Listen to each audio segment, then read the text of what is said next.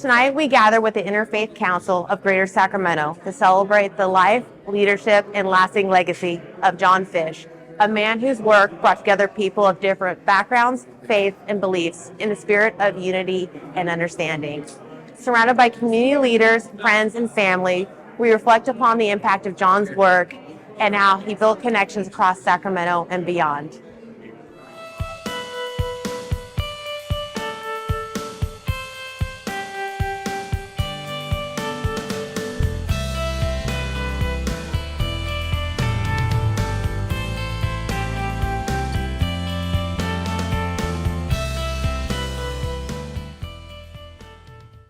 Welcome to 30 Minutes of Faith.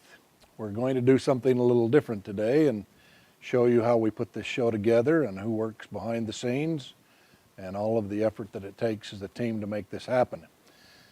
I wanted to explain to you how this show came about. When we were down on K Street, we decided we'd like to get the faith leaders' faces and bios and their lives out in front of the people in Greater Sacramento. And so we talked about doing a show where we could interview people and we could show and tell. And at the time we said, let's call it 30 minutes and then see if CBS will sue us. And then finally arrived at 30 Minutes of Faith. We've tried to cover all of the different religions in town. We are a diversified city. We've tried to get men and women. We've tried to cover cultures and backgrounds and all of those other sorts of things. So now we're down the road a ways. We've been doing 30 Minutes of Faith for some years. We'll do it some more years yet to come. I would now like to invite Bishop Jon Fish, past president of the Interfaith Council in Sacramento. John? I'm a little older than I was 27 years ago when I got started. And I'm happy to see so many old friends.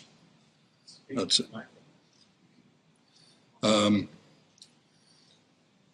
I have prayerfully considered this night for the past couple of weeks in my morning and evening prayers. Sorry, got a little higher there. And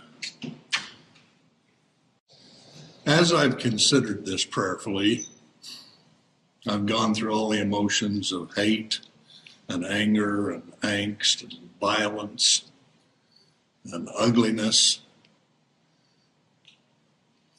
And that doesn't fit the people in this room at all. It fits others, and I'm going to talk about one. So I'm going to share 4 quick little vignettes from my life about things that were taught me as to how to act and be. Our honoree is our past president of the Interfaith Council of Sacramento, a dear friend of mine, the man we all love and know, ladies and gentlemen, Jon Fish.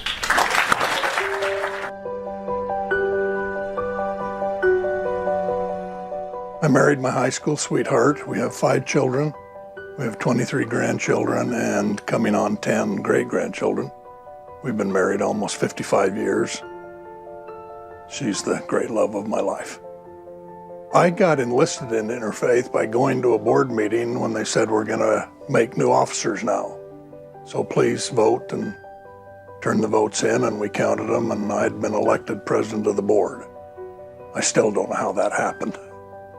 But then we did that for almost 10 years, had a wonderful experience, made a ton of friends, learned an awful lot about other faiths, how other people worship, what they do, involved ourselves in lots of events. So it's just been a wonderful experience. The common thread in Interfaith is that we all have a book of Scripture. We all believe we're the child of God. We all believe in doing good, making society better and humanity better. And most of the religions have sacraments and those kinds of things that mean something real special to them, but could be called by a different name at a different faith. One of the things that unfolded while I was president was the shooting in Las Vegas. Rabbi Taff and I were talking about that, so we put a program together that very next night where people could come down to the synagogue, and we had a standing room only group of people, and we asked other faith leaders to speak and tell, just a rally for unity in the community. And I think we've already done 10 of those in 10 places of worship where we just needed to love each other and care about each other and be interested in each other and set aside any boundaries that might have been perceived. The interfaith overview and venue and people is extremely important in my opinion, because there is something always seeking us out. Right today, as we're filming this, we'd be talking about the war and the invasion in Ukraine and what can be done with refugees and with food closets and all those other sorts of things. Those kinds of things happen every day, every week, every month. They're just called by something different. And when the interfaith people can come together to help, it just magnifies that we are God-fearing people. If I could wave a magic wand on humanity, we would be kinder. We'd be quieter. We'd be gentler. All of the screaming and loudness and contention leads oftentimes to corruption. We don't need that. We just need kinder people. Everybody wants to be the emperor and nobody wants to be the servant. And I just think in the world we need lots of people who want to serve, who want to give of their time and their talents and their energies to uplift other people and to help other people. We all need to be helped. At some point in time, we all have need to be helped. And those that come to our aid are the kindly and the gentle and the sweet. Tell me you want a story. I've got 3 and they're short. One is that I'm really thankful to be here. Since I left the Interfaith Council, I've taught 3 grandchildren how to drive.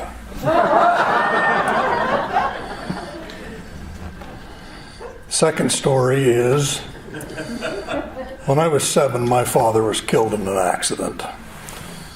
And I sat on the front porch with my 2 older brothers and thought to myself, if I live to be 75 years old, it's going to be a long time before I see Dad again. In a couple of weeks, I began my 75th year. And he left about 2.5 months ago. That's just the way it's been. The third story I wanted to tell you was when Charles said visiting congregations. I think I've been to about 1,000 different meetings, not of my faith. Yep. And in an African American community in South Sacramento, in the middle of the service when they say stand up and greet your brother and sister around you, a little girl about 3, dressed to the nines, stood up on the bench and turned around and faced me and said, "Do you want to hug me?"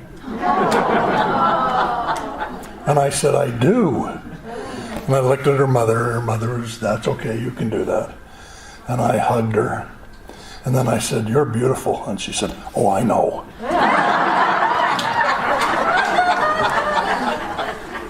I can't tell you what the pastor said that day, but I'm not going to forget her into the depths of eternity.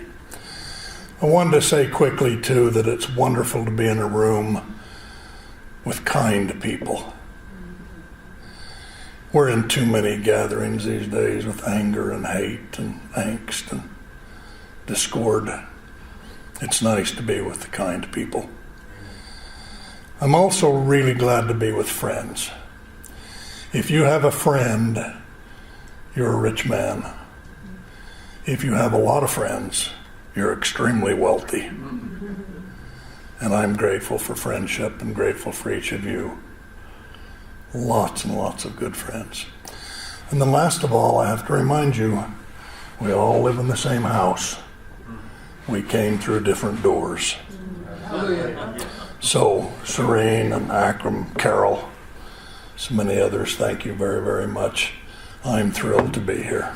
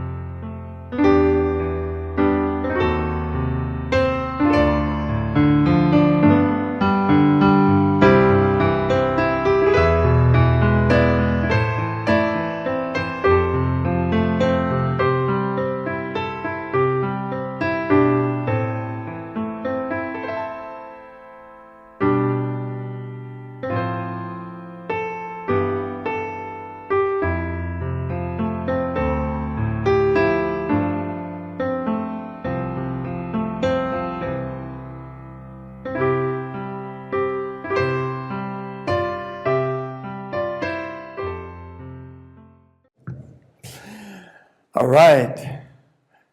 So we don't have a highly scripted program tonight. We want to hear Jon. We're going to invite Jon to come up and share some thoughts. And then afterwards, have everyone have a chance to come up and just share thoughts, both about Jon, but here, particularly Jon as the committed person to interfaith, committed to us getting along, learning about each other, appreciating each other, and valuing each other.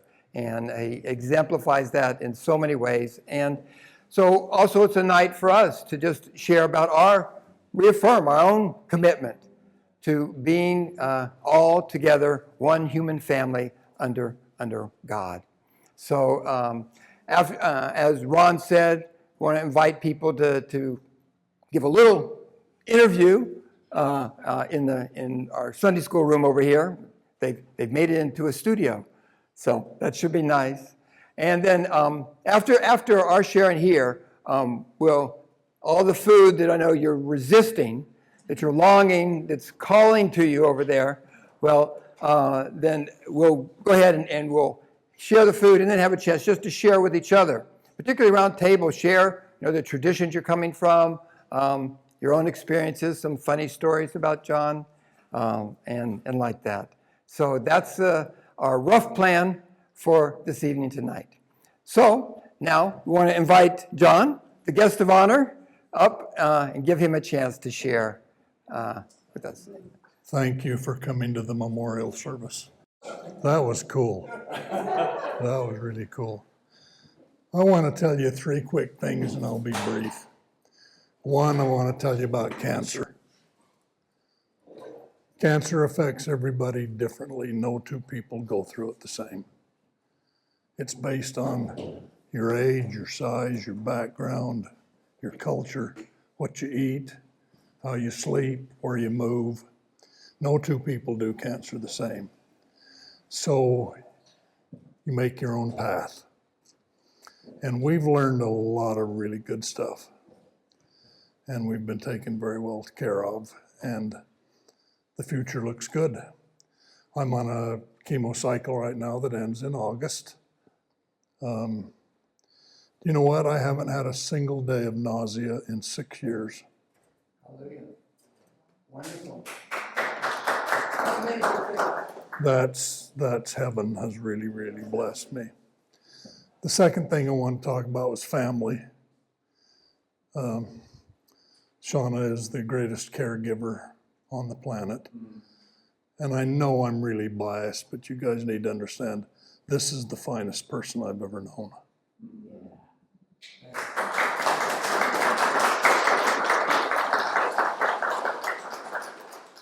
And you should have seen her going down the hallway in 8th grade. Whoa. Stand up a minute, babe, will you, and the rest of the family.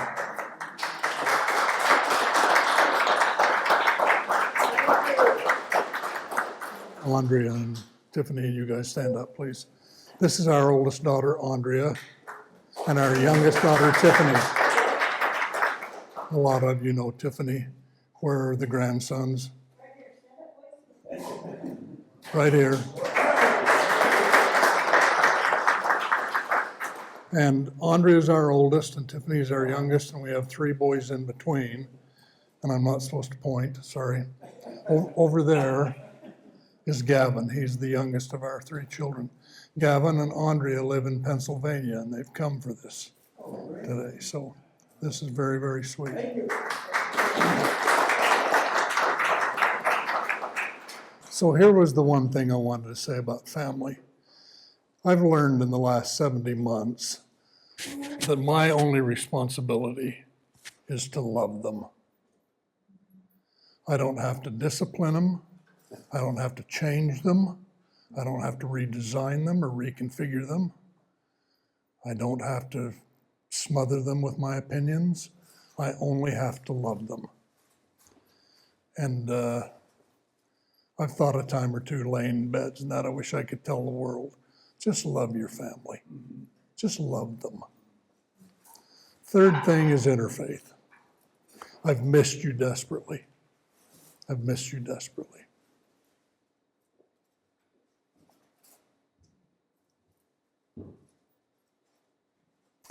The story about the little girl who hugged me. She said, after we finished hugging, we've got to sit back down now and hear about Jesus. So we sat back down. When I got seated and I looked at her and the minister was going to start speaking again, I thought to myself, you know what? For the last 10 seconds, I've been in heaven. And that's close enough. So you can't do too much interfaith service. It's not possible. You could spend all of your life.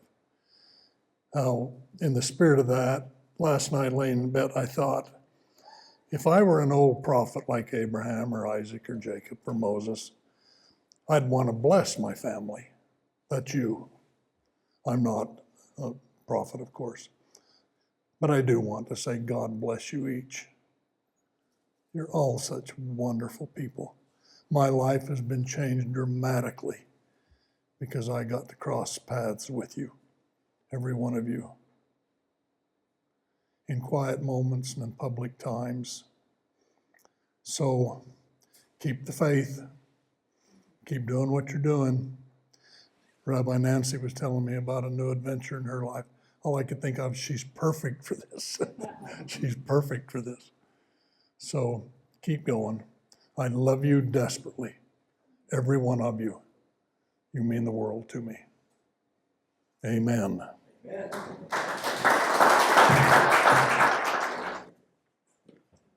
Yeah, I remember when John became president, I'd been involved with the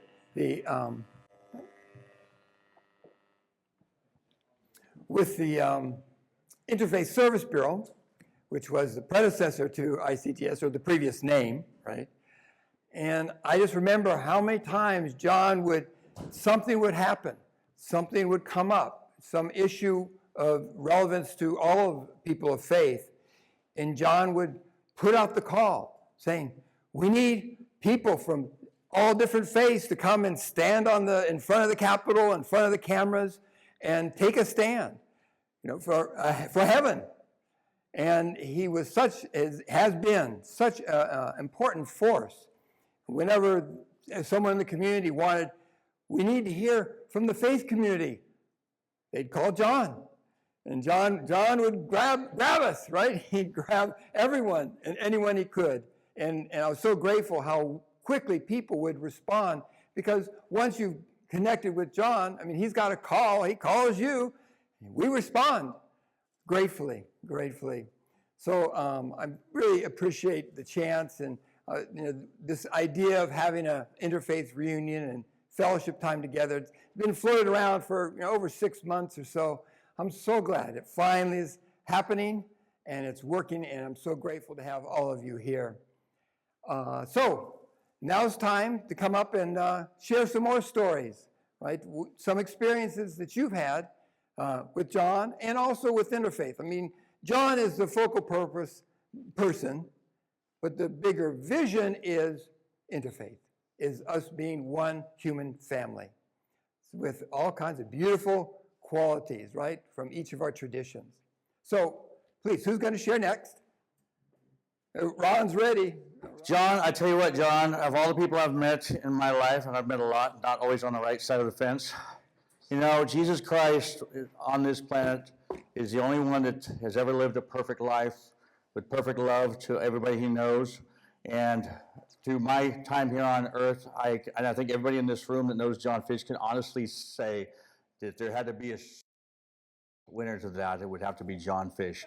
I don't know anybody that could ever say anything bad about Jon Fish. I've never heard a foul thing come out of his mouth. If he doesn't like something, he would say something very calming like, oh, they'll do better, which other of us would say something else. But that's just his mentality. And gosh, if I could have a second father, I wish I could have been part of your clan. That would have just been wonderful. Thank you so much. And I'll keep it short because we have a lot of people to talk. And I'll take my example, keep it short up here. But that said, John used to finish every one of our Interfaith Council TV shows. When he interviewed the guests, he would say, let's wrap this up, that if you had a magic wand and you could wave that wand and make something happen, what would it be? And if I could wave that magic wand right now, my wish would be that we can do this again in 10 years from now, John, okay? I'll come back here again, okay? As always, my microphone is the hardest because I always have scarf in between. So with Ron and I, we have this joke. It's always a mic problem. Though my husband says I don't need a microphone, my volume is turned on, pretty. Such an honor to see you, John. I mean, right now, I think I'm even lost for words. I'm so thrilled to just see you because so many years have passed by and you have been a fighter, the brave warrior and stuff, So when I left Interfaith to pursue my degree and finish my degree in counseling. And believe it or not, I use all John's stories in my counseling now. But the one that I'm going to share that is very close to my heart is that John will always say about his mom, and I don't know if I will get it right or not, that if something happens, they were allowed to go out and yell and do whatever and then come in, but then they have to be okay after that. So I do encourage people to, it's very valid you're frustrated. It's very valid you're angry.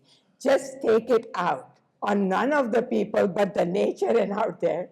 Come back and then start doing your work, and it always works. So I always take that story. John, I want to not only, excited to see you, but I also want to give my thanks from the bottom of my heart to your wife, to your daughter, to your family, because throughout the whole sickness, they keep us posted and updated, and that was so amazing. And it was not only your challenge. You guys went through so many things. But you know what? You taught us how to keep faith in faith. So I think that's the thing that I really admire about your family and all of you. And also, I don't know if I will be there, but I will try my best in my life. That I am sick. I am really, really sick. I have whole family in front of me, and I'll still text Doria or somebody, hey, thinking about you. And you never gave up on that, and I love you so much for that. I really do. Thank you so much. I'm Scott Sorensen, and quick story about John. I was in town from 99 to 2011 and then went to Madison, Wisconsin, was there for 5 years. And during my 5+ years there, 3 or 4 months wouldn't go by when John wouldn't contact me, just to stay in touch. His kindness that he talks about for others is what we have experienced and why we're here.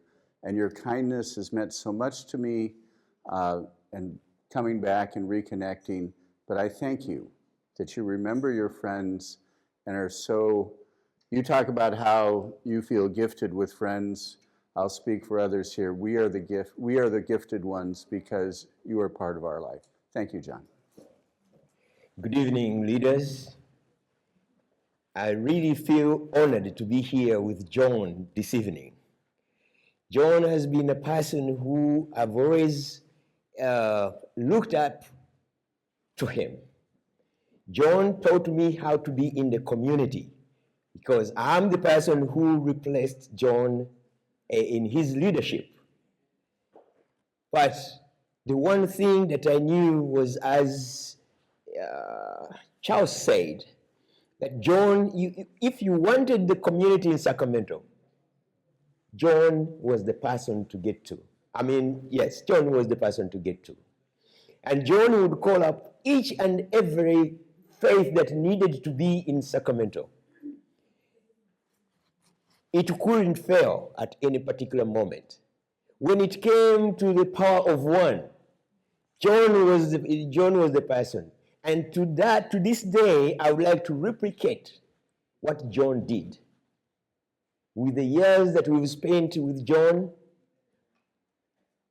I feel like, we have really, really not measured up to what John did. And I would like us to get there as leaders. Amen. If we fail to get there, then we failed John. I really, really feel honored, John, to be here, to be part of you as a reunion, and your wife, plus the children themselves.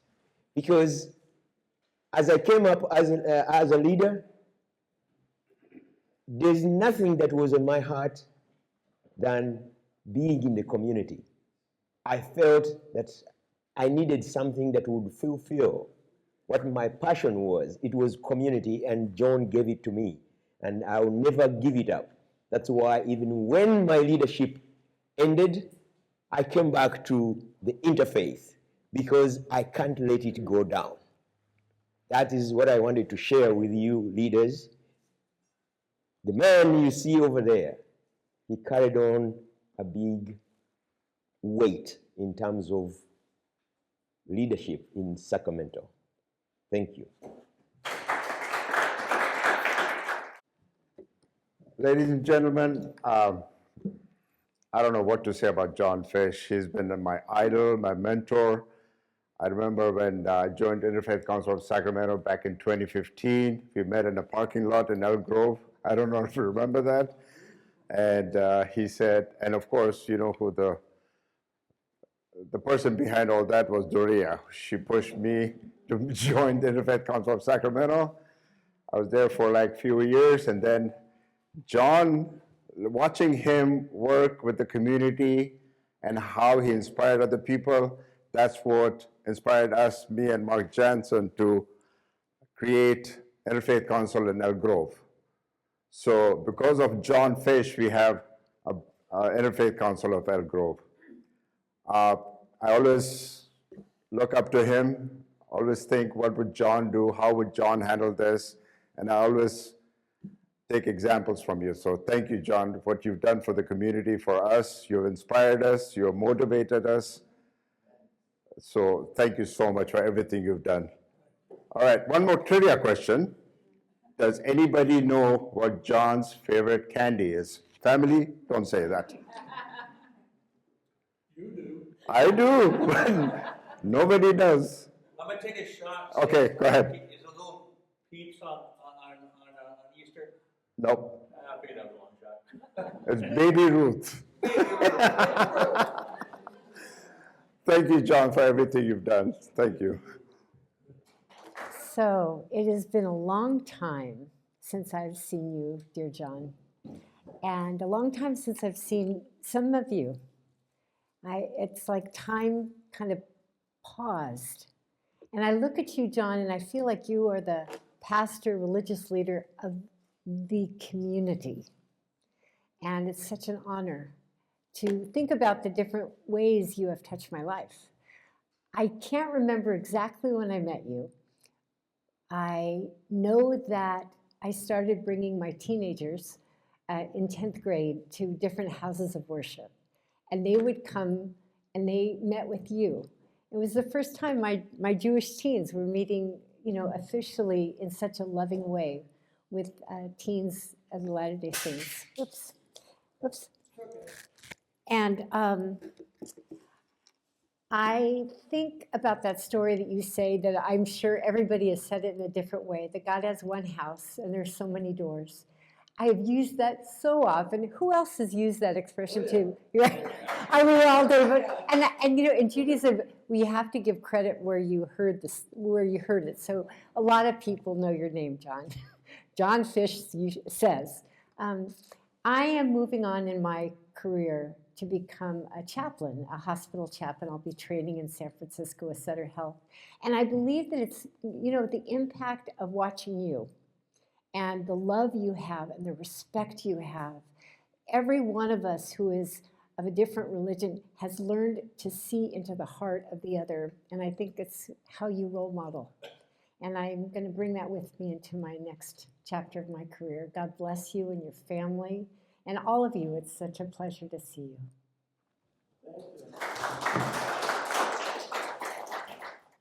Dear Jon, my texting partner.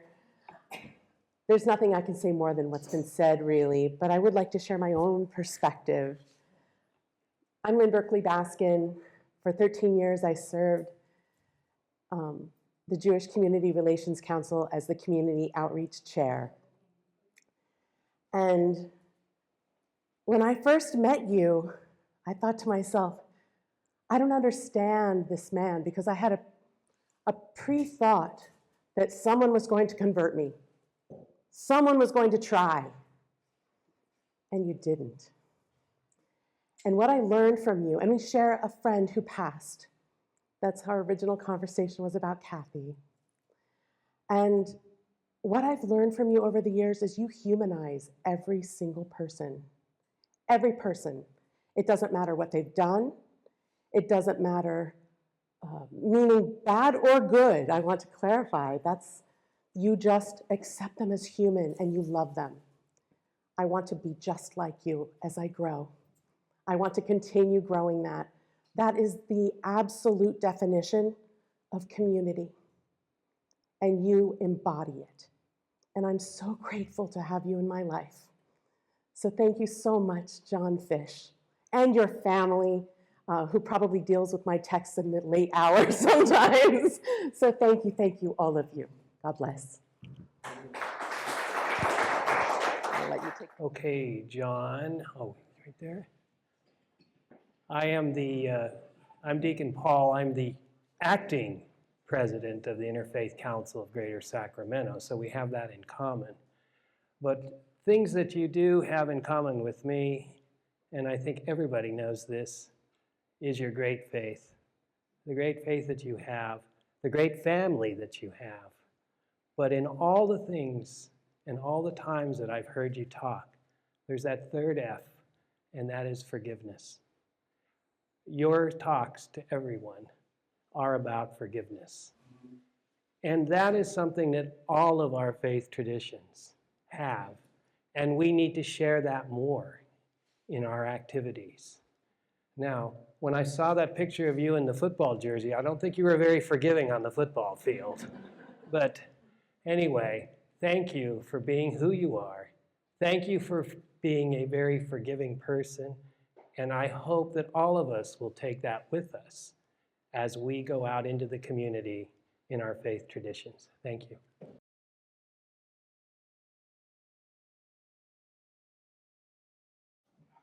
This is a fun experience. My name is Mark Jansen.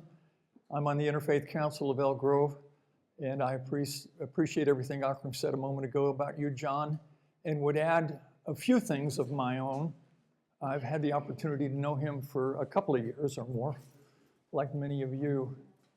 One of the things I learned as I watched and followed John and counseled from him, as I called him many times and asked him questions about how to and what to do and how to react and things like that, was what's been spoken of tonight, and that's his great love of people.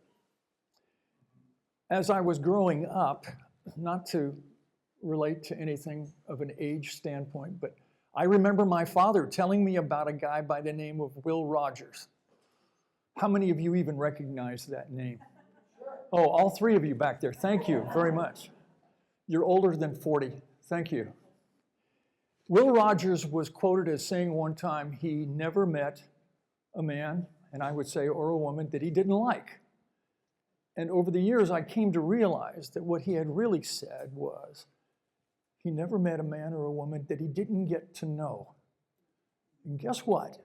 When you get to know people, you get to love them.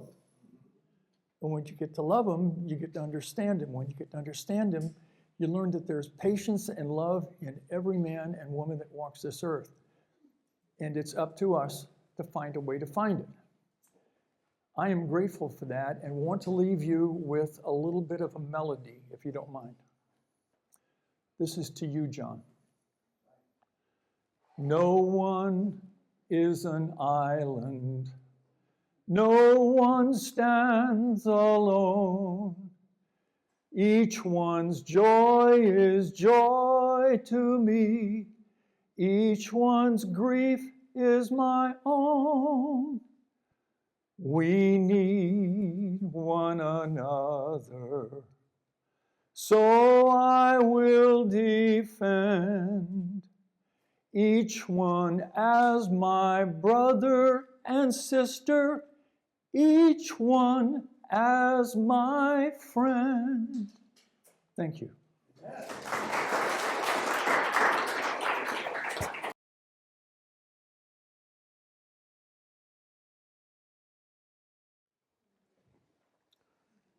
Good evening, everybody.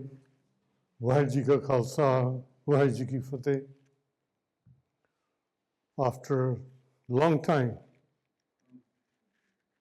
I'm meeting, seeing. Same to you, my brother. Thank you. Appreciate arranging this function and seeing after a long time everybody together. Right after 9/11, I couldn't forget that time, those days. We were all, when we were meeting 5-6 times a day, doing so many functions, bringing all the community together. I have seen there's a watering ice at that time. 2 Sikhs got shot and killed in Elk Grove. Jon Fish took the lead, told me, go ahead, call in the meeting function. We called the news media. From there, we picked up. Before that, we used to have the building in downtown Interfaith. I met Doria. Her kids, she came. She was crying that time that her kids cannot come out on the streets. They were so scared. I told her, don't worry. You will see. Everybody will be hugging, meeting each other after some time. Here we are together. It got better. Then we called in Sacramento, I don't know who called. President Bush was here. We did lots of things at that time.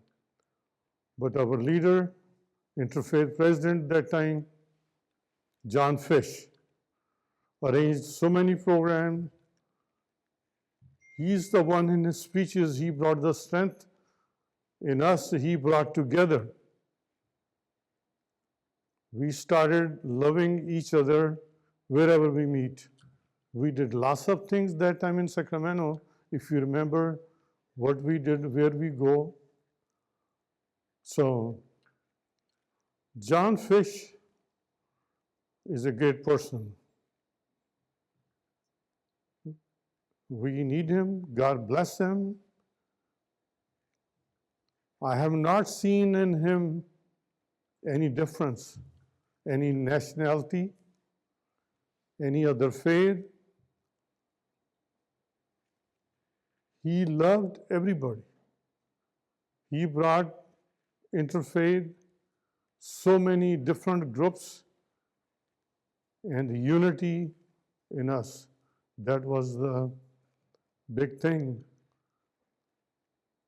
He is the pillar of the interfaith. I've not attended the meetings. I miss.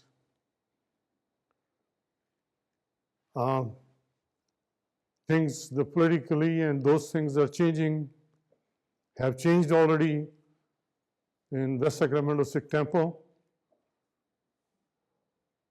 Due to that, interfaith, I was the one doing since 1990 when I moved from the Bay Area here. In the Sikh community, they couldn't find anybody else.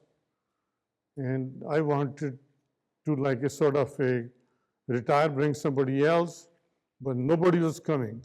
Nobody came in. So I worked so many years, but I enjoyed.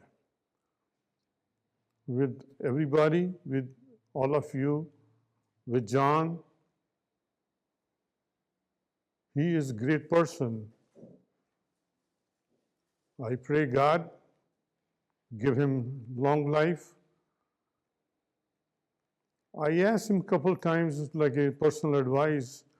He gave very good advice that worked. John is a friend, a brother, a teacher, advisor. God bless everybody. Arranging this, bringing together, meeting everybody. Thank you. Appreciate it. So this is my first time gathering with all y'all, and I am a media representative for Sac Life TV. However, my faith is deeply rooted with my family in the Midwest to the connections I've built in the past years working with Ron and Sac Life TV.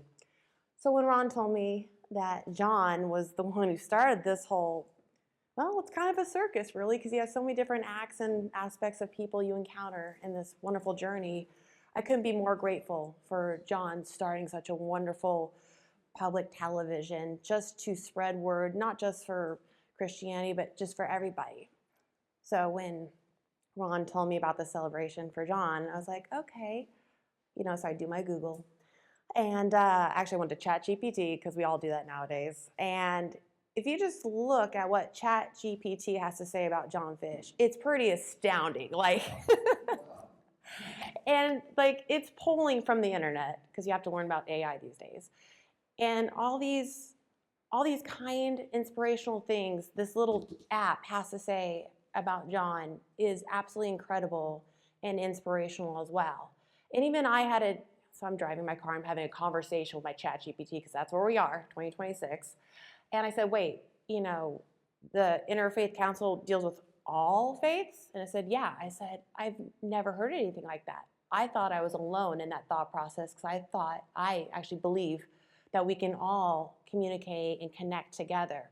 But it seems like people on the other side or any other aspect think, no, that's blasphemous. You only have to believe in what you believe in.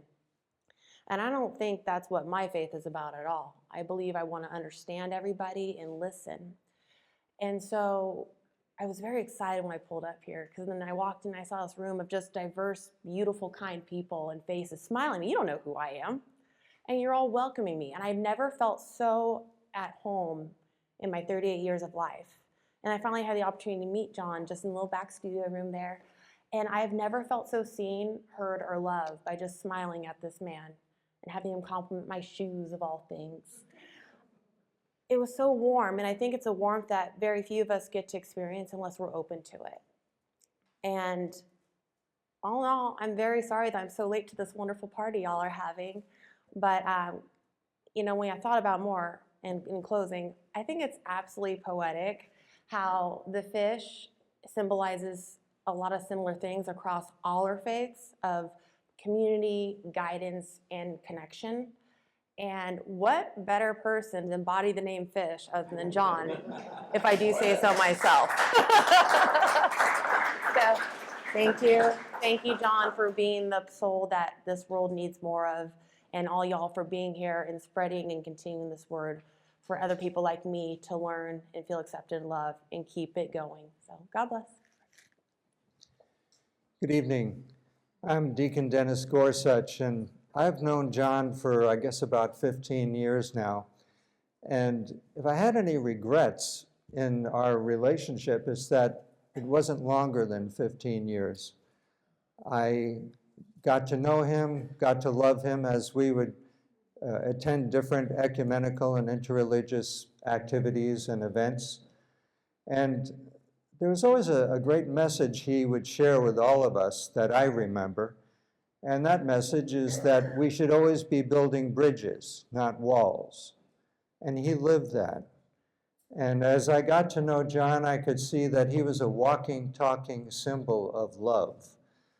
And we would talk about different things when we get together for our breakfast meetings at Mary's Gold Miner Cafe in Folsom.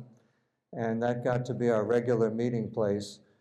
And in addition to his being a mentor to me on what this whole thing of ecumenism and interfaith outreach is about, he was also able to talk about family and love, which were both important to him, and friendship.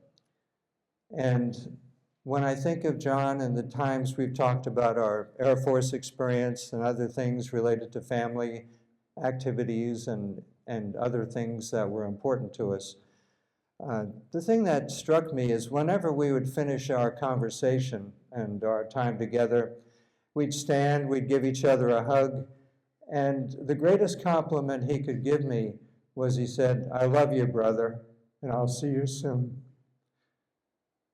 So thank you.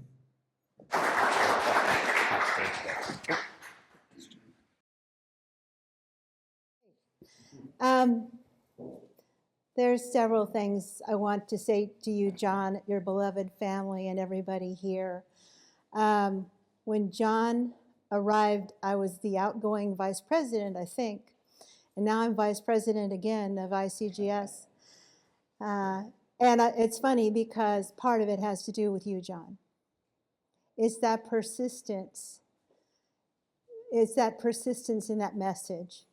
I can remember, well, I'll tell you a funny example of one thing. I was running the Power of One event.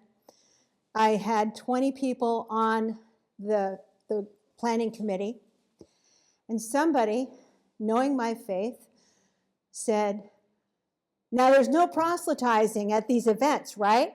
And I said, "That's right." And I said to everyone there, "Does everybody get that? There's no proselytizing. Do you understand?" And they went, "Oh, right, no problem," right?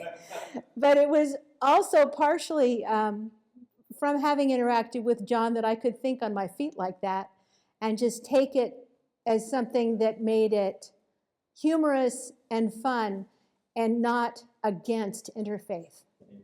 Do you know? Yeah.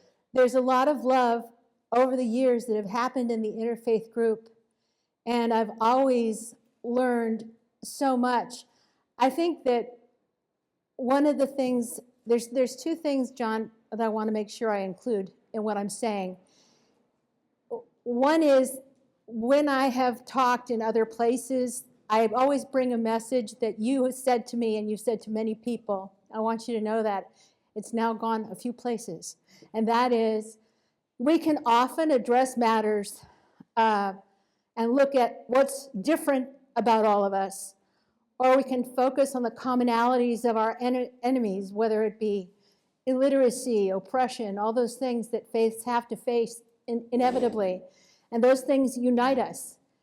And Jon was one of the first people that gave me that message, and I think that's a really vital message.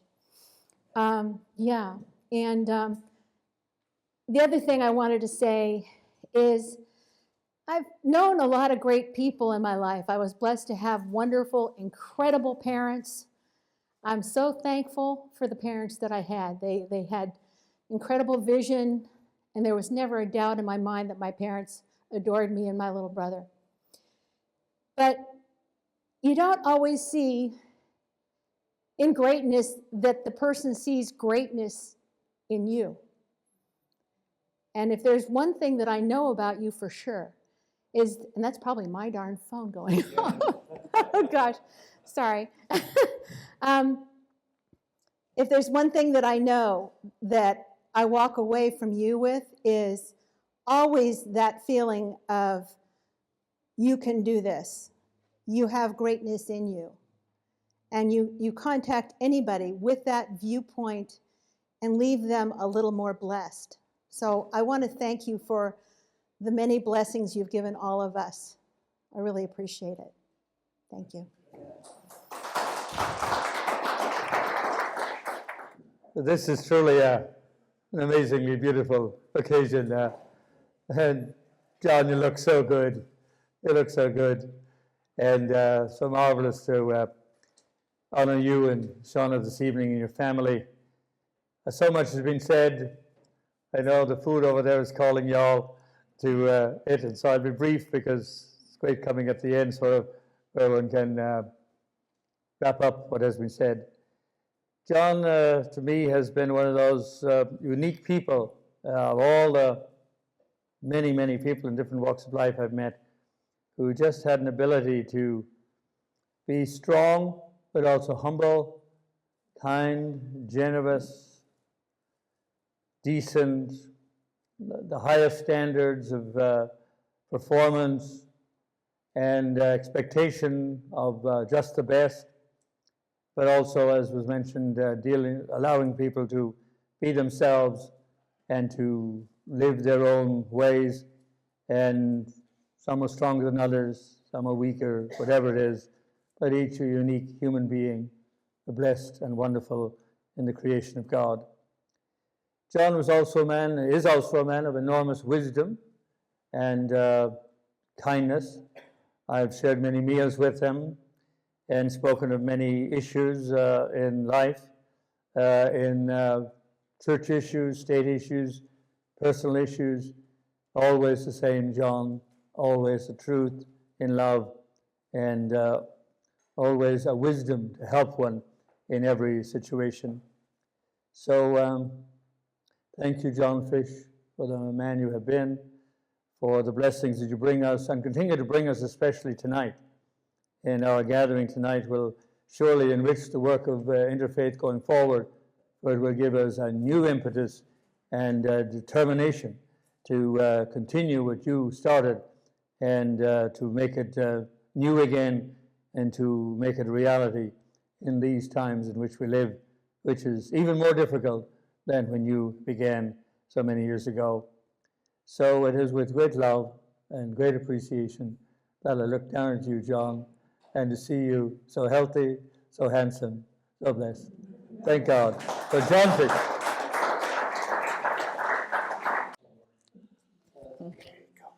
Just don't walk away from the podium.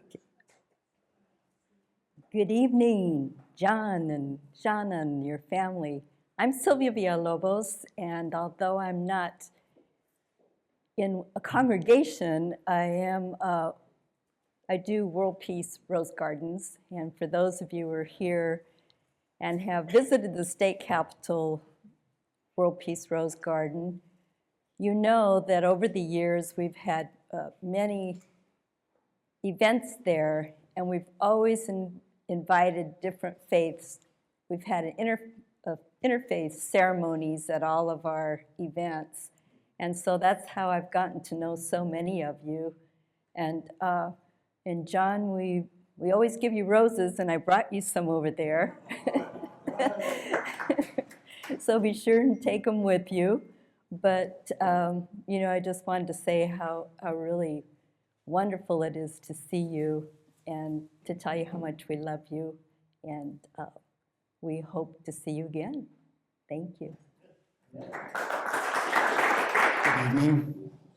I'm Brian Atenza. I'm a priest of the Diocese of Sacramento. And first things first, this evening is the first time that I met John.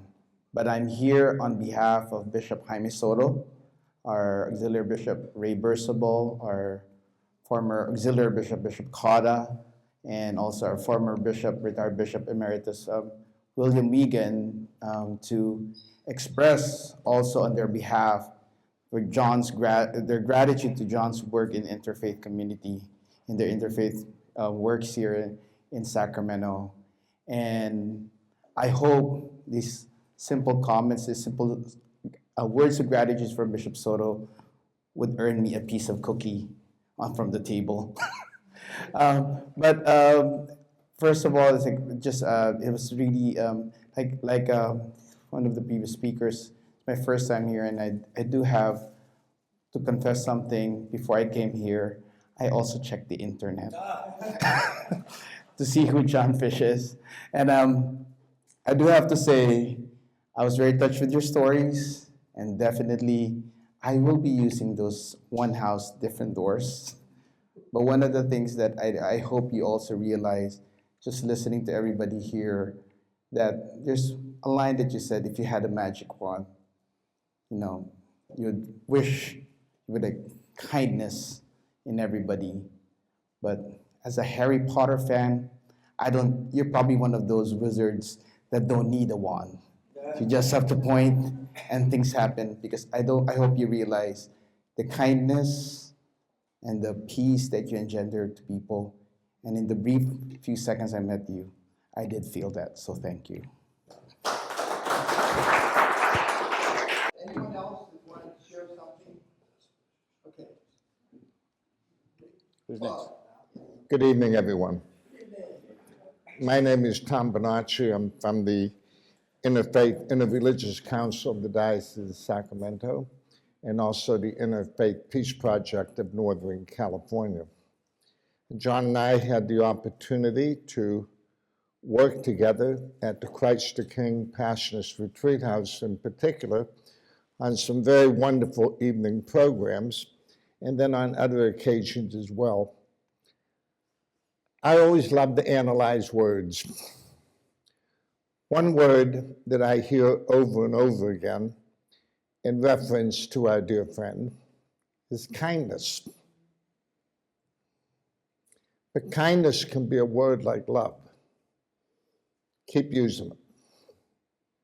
Sometimes you have to stop and say, what exactly does this word mean?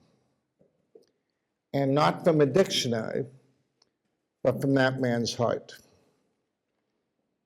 If you encounter his kindness, what you meet is the mind, heart, and soul of interfaith work.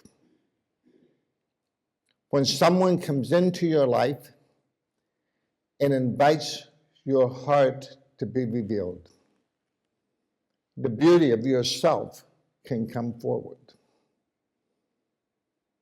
And John would rejoice in that moment. I don't know if it changes the world, but I think it does. What it does do is to touch another person so deeply that maybe for the first time in that person's life, they experienced what it is to be worthwhile, precious, and beloved. Thank you for blessing so many of us, and thank you for blessing me in particular. Love you. This is a wonderful opportunity for me. I, in many times, got to be Daddy's partner. When Mama wasn't with us, Daddy and I would come to these events. And Interfaith enhanced my family and our children's lives. We were just recently talking, the kids and I, along with Grandpa and Grandma, about the many interfaith events and opportunities that they had growing up from the time they were just very young children. And what an experience. And I'm so grateful for that opportunity that he was given to be the president so that we could participate in these things. It was really fun. At one time, I was working as a funeral director, and I needed a Catholic priest. And I knew exactly who to call, Father Kiernan, and he came every time. And I mean, there was just so many things like that. So I'm really grateful for each one of you.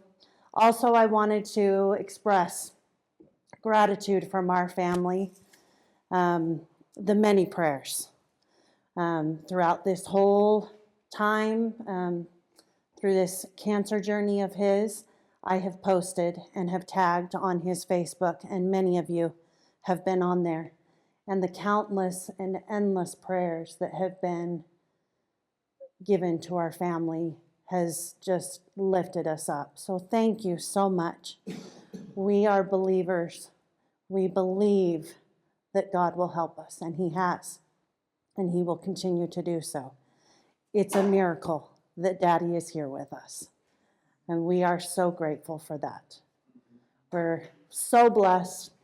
Tonight we've got, just real quick, we've got my oldest sister is here, Andrea, and then my brother just above me, Gavin, is here. They came in from Pennsylvania for this.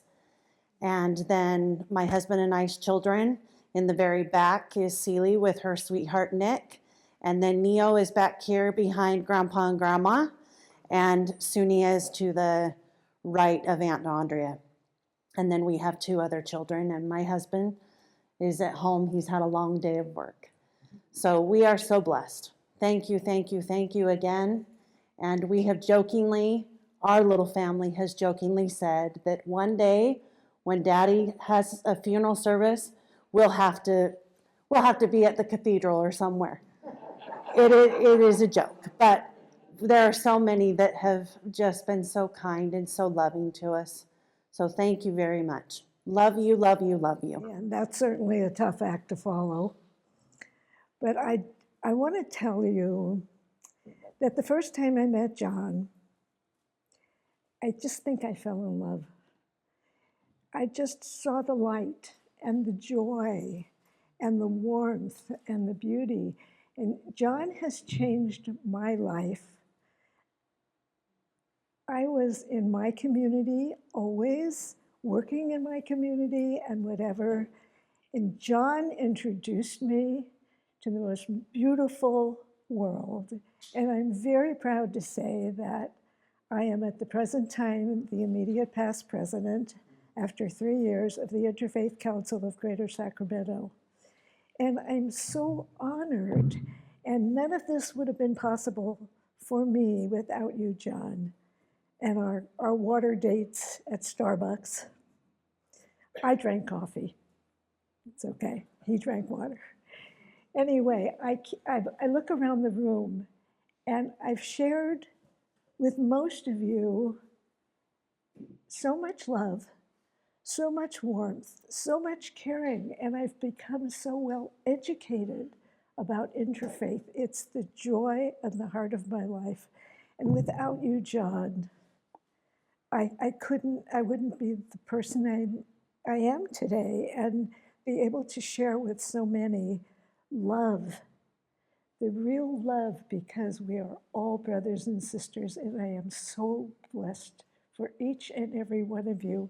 And without Jon, this couldn't have happened for me. So thank you for being here tonight. Thank you, Jon, for suggesting that all of us should get together again. This was beautiful. To Charles, who's just worked endlessly to do this, I'm just so thrilled to look around this room. Thank you all for being here to honor a man who walks with the light and is so beautiful. And we'll just keep embracing him and keep him at the top of our prayer list. And look how handsome he looks. He doesn't look, you look like the first time I saw you. I love you, Shauna. Thank you. Thank you for all your good care. Without you, I know what you're going through. So thank you, and please, I'm sure you're all ready to have a little nosh.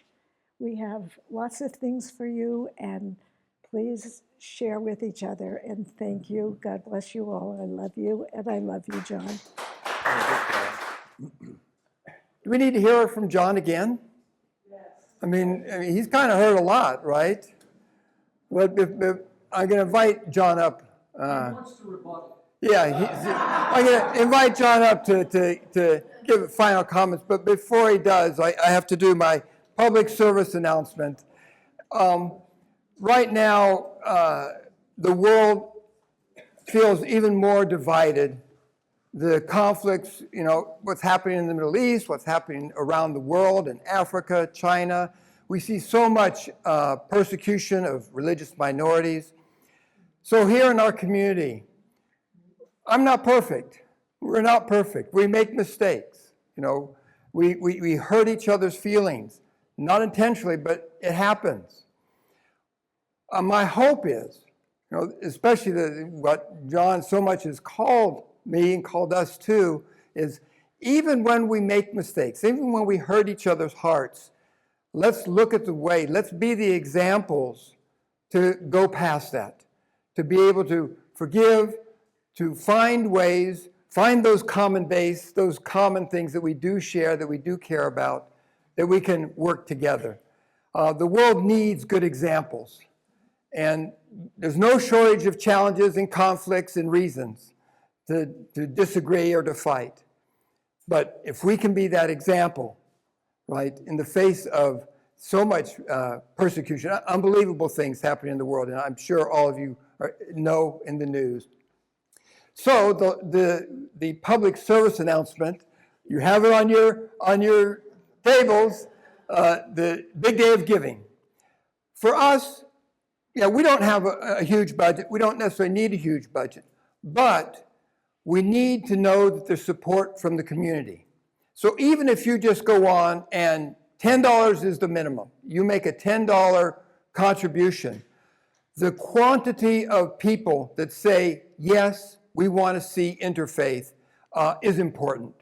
So, of course, feel free, $1,000, $10,000, no problem. But the quantity of people that say yes to Interfaith. So even when on the Big Day of Giving, if you just go to the bigdayofgiving.org website, do a search under Interfaith, you'll see there's 4 organizations there. The others are food closets. But please, recognize us by even making a simple donation. And I made a lot of little flyers there. Please take them, and you can scan it. And yeah. So, John, we're going to let you have the last word, and then, also just coming up, you also have set out there in June. So pay attention. I think all of you are getting our newsletter, but this is for the Interfaith Harmony Week, Interreligious Liberty Day. So this is in June, and it'll be at the Rose Garden. Hallelujah. Thank you, Sylvia. At the Capitol, and the date is in June. June 25. It's a Thursday afternoon. Yeah. May I tell you quickly things that just run through my mind? Mark, I'm thinking about one of the first things I did in Interfaith, even before I was president, I think, was go out at night to count the homeless. And it was a cold, rainy night.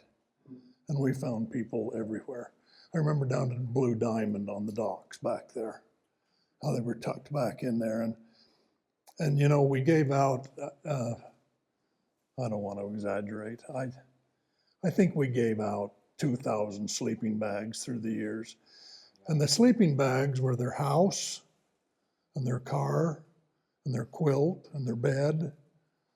And those sleeping bags were really, really important.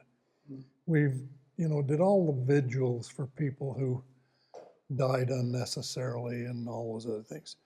Let me tell you a couple of thoughts.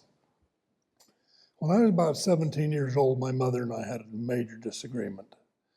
And I laid in bed and said to myself, my mother is imperfect. And a voice said, yeah, she's known that about you for 17 years. I said, oh. And that was kind of an aha moment of, it's okay if you've got flaws. We've all got them, it's okay. We'll work through it. Nobody ever loved their mother more than me. And that was cute. One of the other things I was thinking, Mark Twain wrote that kindness is the language that the deaf hear and the blind see. And everybody likes to be treated kindly. When I was in boot camp on a bottom bunk, lights went out at 9 o'clock. I rolled out of my bed onto my knees to pray, and my bunkmate says, quiet, the chaplain's about to pray. Well, down the whole barracks came requests. Pray for my grandmother in St. Louis. All these other things. So the lights would go out at night, and before I could get out of bed, he would holler, quiet, the chaplain's going to pray. I would fall onto my knees. Well, they would say to me during the day, did you remember to ask about my sister? She's just starting out a pregnancy and she's really sick. I said, yes, I remembered her. Oh, thank you. God will know about her.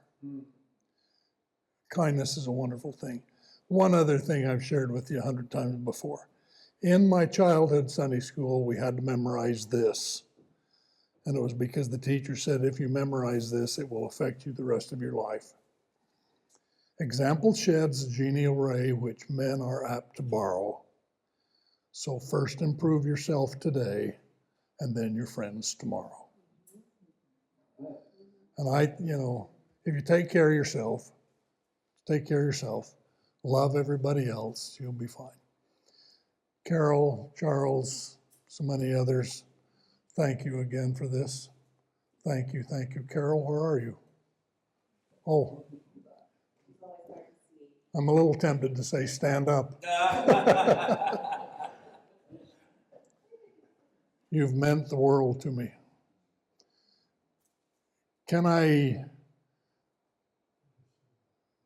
Let me be spiritual just 1 second.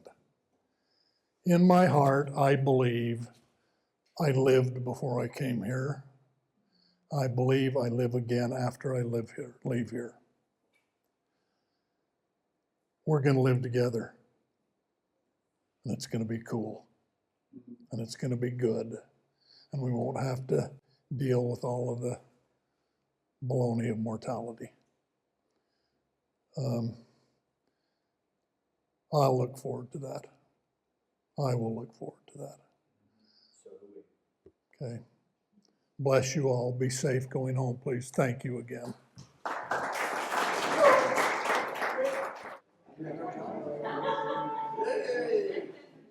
Smile. Okay.